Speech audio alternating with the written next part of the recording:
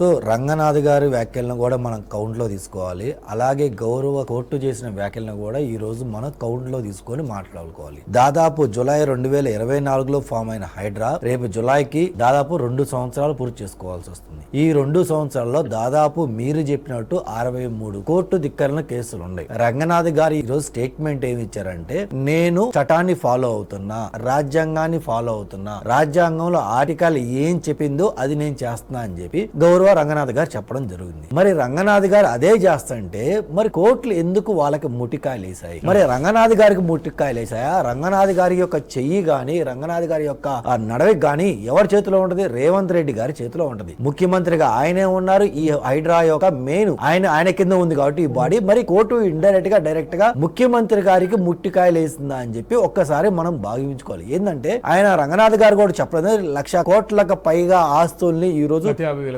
Sir 1,00,000 కోట్లు వేసుకోండి. ఇందాక మా సోదరి చెప్పినట్టు కొంచెం వాల్యుయేషన్ అటో ఇటో ఉండొచ్చు. సో దాదాపు 1,00,000 కోట్ల పైన వాల్యుయేషన్ ప్రాపర్టీ ఈ రోజు మేము తీసుకున్నాం. ఆ 1,00,000 కోట్లు ఉన్నోళ్ళు మాత్రమే మా మీద కోర్టు ధిక్కారణ కేసు వేశారంటే, అంటే 63 కోర్టు ధిక్కారణ కేసులు ఉన్నాయి. అంటే 63 మంది వేసినట్టుగా జనరల్ గా. మరింటి ఈ 1,00,000 కోట్ల పైన ఆస్తులు ఓన్లీ ఈ 63 మంది మాత్రమే కబ్జా చేశారా? అది మనం ఒకటి ఆలోచించాలి. అంటే దీన్ని బట్టి మనం సార్ కొన్ని పాయింట్స్ 1 by 1 మనం డిస్కస్ చేసుకుంటా పోతే, ఈ కోర్టు ధిక్కరణ కేసులు జనరల్ గా మన కోర్టు గాని ఒక సిచ్యువేషన్ లో గాని 2 సిచ్యువేషన్ లో గాని ఇలా బిహేవ్ చేయరు. ఫర్ ఎగ్జాంపుల్ BRK న్యూస్ లో మీరు ఒక యాంకర్ గా మీరు జాయిన్ అయినప్పుడు మీ MD గారు గాని మీరు CEO గారు గాని ఒకసారి 2 సార్లు 3 సార్లు ఏమన్నా లేట్ గా వస్తే ఎక్స్క్యూజ్ చేస్తారు. కానీ ప్రతిసారి లేట్ గా వస్తుంటే వాళ్ళు ఒప్పుకోరు కదా.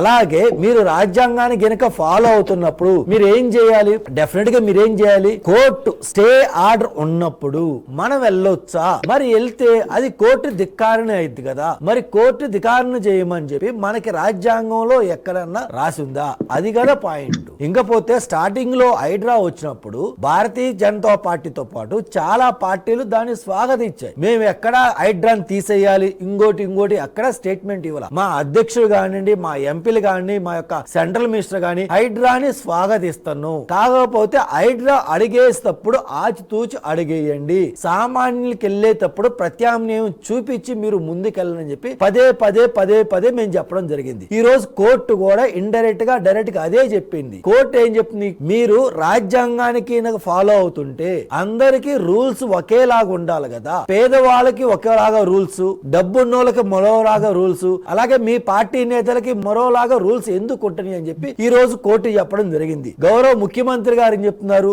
లేదు మేము అందరికి రూల్స్ ఒకేలాగా ఇస్తున్నాం, కావాలంటే ఎన్ కన్వెన్షన్ చూడండి మేము కూల్ చేసిను, మా ఇంట్లో మా బిడ్డ పెళ్లి కూడా అక్కడే చేసిను, మాకేమైనా డిస్కౌంట్ ఇవ్వలేదని మేము కూల్ చేసినామా, చెరువు ఆక్యుపై చేశారని చెప్పి కూర్చేసాం, అలాగే పల్లవ రాజు కూర్చేసామని చెప్పేసి 2 ఎగ్జాంపుల్ చెప్తుంది. మనం వీటికి చాలా ఎగ్జాంపుల్ చెప్పొచ్చు సార్. అదే ఎగ్జాంపుల్ కింద రేవంత్ రెడ్డి గారి బ్రదర్ కి హౌస్ కి నోటీసులు ఇచ్చింది. ఏదైతే దుర్గం చెరువు దగ్గర ఉన్నాయో ఆ ల్యాండ్లు ఇవి FDL 10లోకి వస్తే మేము ఇది కూల్ చేస్తున్నామని చెప్పేసి వాళ్ళకి నోటీసులు ఇస్తే హైడ్రా వాళ్ళు తెల్లారేసరికల్లా కోర్టు ఆర్డర్ తెచ్చుకున్నారు. మరి కోర్టు ఆర్డర్ తెచ్చుకున్న చాలా కేసుల్లోకి హైడ్రా వెళ్ళింది కదా. మరి దీంట్లోకి హైడ్రా ఎందుకు వెళ్ళలేదు? అడిగితే ఏం చెప్తుంది? ఈ రోజు కోర్టు ఆర్డర్ ఉంది మేము వెళ్ళట్లేదు అంటారు. అంటే సామాన్యునికి ఒక రూలా, వీళ్ళకి ఒక రూలా?